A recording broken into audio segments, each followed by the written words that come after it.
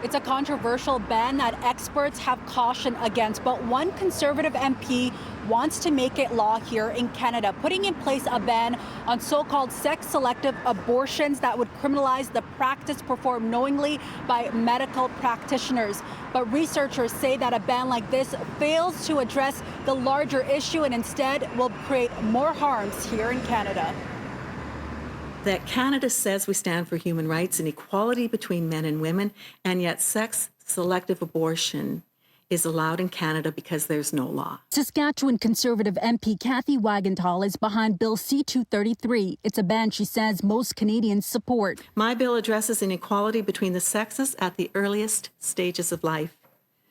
Canada is a country that values equality of the sexes, and sex-selective abortion inherently denies the equal value of boys and girls.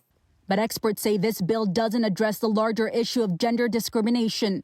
I think the importance here is about raising the status of women and girls that will ultimately tackle this issue. It's not about abortion. An interagency statement that includes the World Health Organization and the UN says imbalanced sex ratio are unacceptable and a violation of human rights, adding that, quote, sex selection in favor of boys is a symptom of pervasive social, cultural, political, and economic injustices against women and a manifest violation of women's human rights.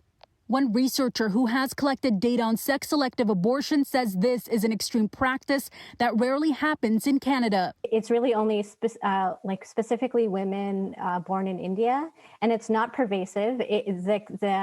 Statistically speaking, we only find an effect if women have had two previous daughters, and in fact, they go on to have a third child. So statistically speaking, to have two daughters and then to make the decision to go on to have a third child is not the majority of women having children. Two others joined in support of the Sex-Selective Abortion Act, including an Alberta doctor who cites a 2012 report from the Canadian Medical Association Journal. But that same report says there may be better options than a ban. Currently, Canada is a country that allows physicians to terminate girls simply because they're girls.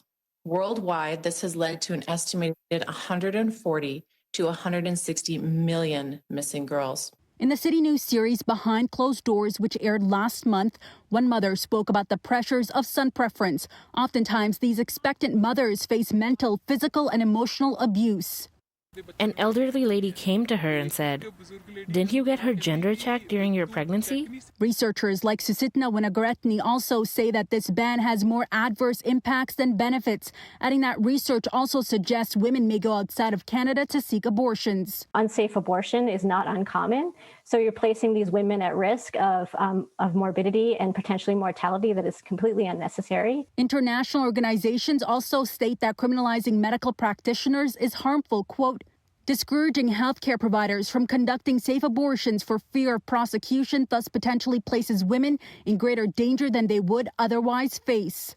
When asked if she consulted with racialized communities and organizations who are the focus of many of these issues, Wagenthal says they're not reflective of values of the majority of Canadians. There is a fringe group that are pro-abortion to the point where there should be no parameters, even in regards to choosing to have an abortion simply because you do not want that child that is a baby girl or occasionally, truthfully, a baby boy.